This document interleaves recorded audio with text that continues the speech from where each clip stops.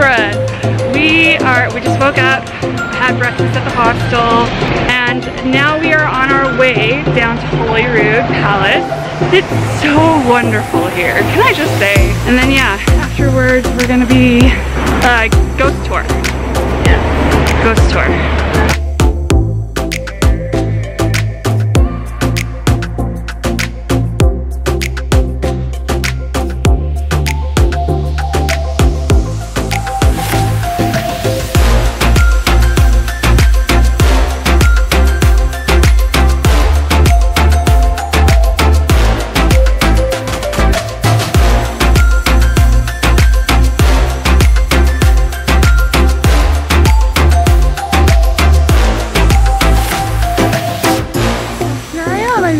Holyrood Palace.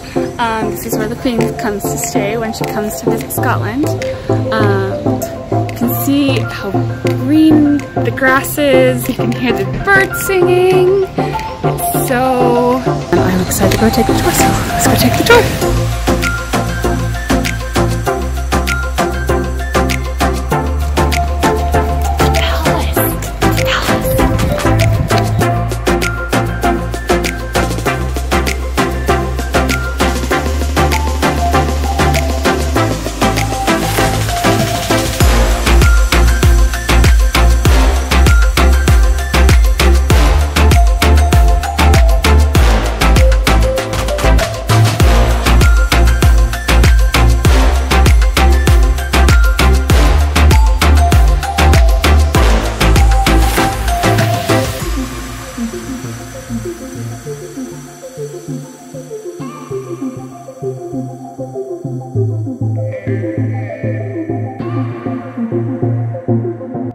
So one of the things that our tour guide told us was that in these columns where you can see these holes in the rocks, that those were where the support beams were.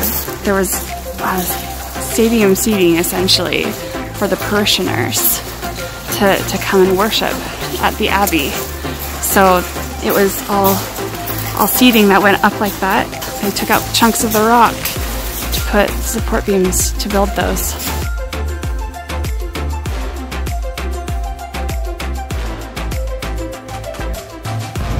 So interesting fact that I just learned on our garden tour, that this part of the palace is the only part that's original. The rest of it burned down, and this is the only remaining part of it. So all of this is newer. But this one is the original tower.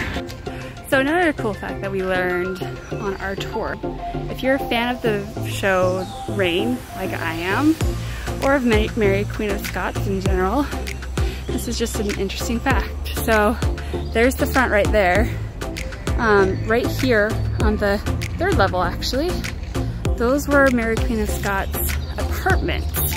And that's actually where her personal secretary, David Rizzio, was murdered.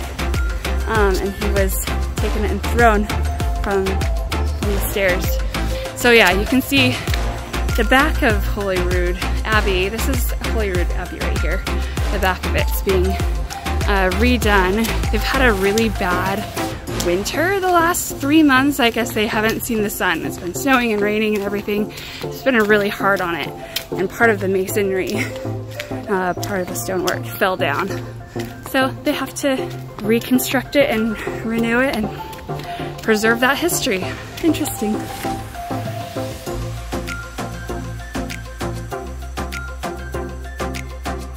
Can I just say that I love being in this city? It just bleeds history. Oh my gosh. It's so cool.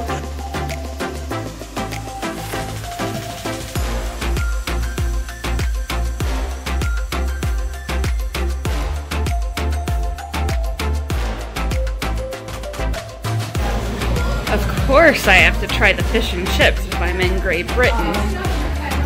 Janelle got the haggis burger. I think I found my buffalo souvenir. Okay, it's not really a buffalo, it's a Scottish coo. But it looks like a buffalo, right? Am I right?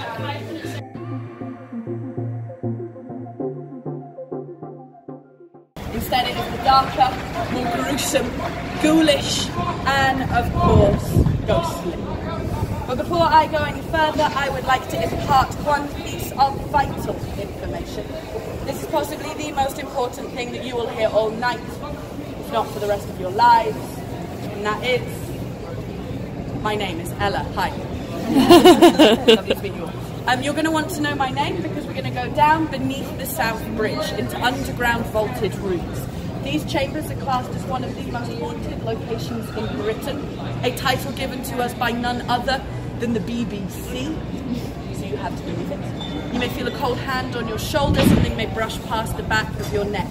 And if that happens, remember my name and then scream it at the top of your lungs. Ella!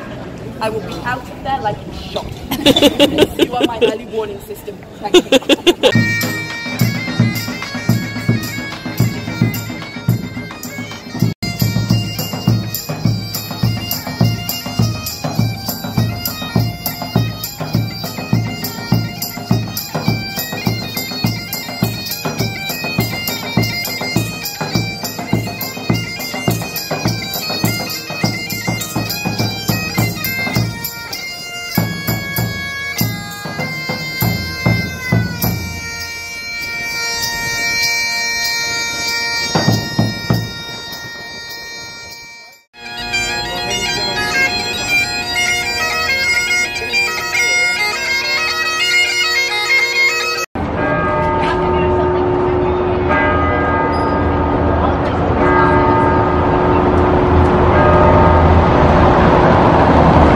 So we just found out that we were here in front of St. Giles Cathedral. Apparently this is the only spot in Edinburgh that you are legally allowed to spit. Everywhere else you could get fined by a policeman. But yeah, supposedly it's to protest the injustice of the treatment of people who are kept in the prisons.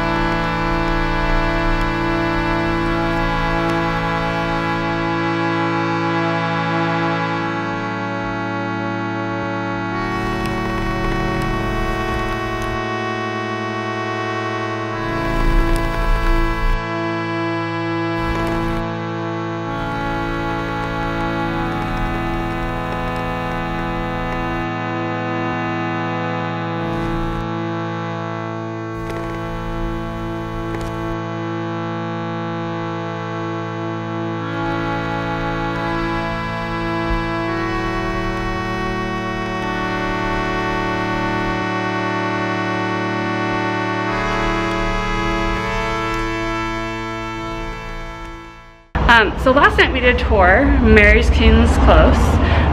They don't allow photos or videos because it's under government property, but it was really interesting to see how people lived back in like the 17th century.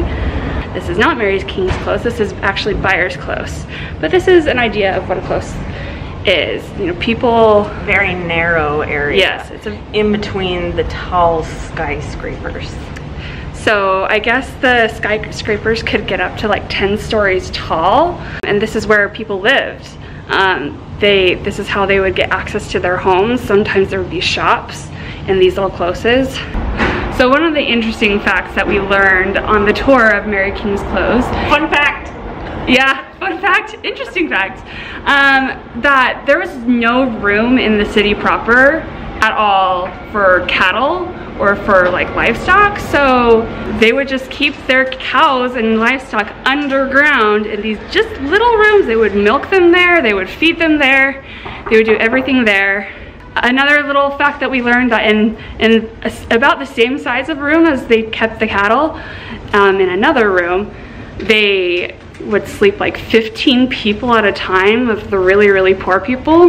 Really, I could not live. Why? Why would you live like that? I don't understand. Well, it's like she said last night, I don't think they really knew any better. So if that's how you always grew up, then that's what you're used to. One of the other things I talked about was the plague and how it hit Edinburgh so hard, that, you know, people were just so close together, crammed together in these little spaces, and human waste was everywhere. It was just such an awful, smelly, terrible place to be, that the plague just wiped through everyone and killed a lot of people.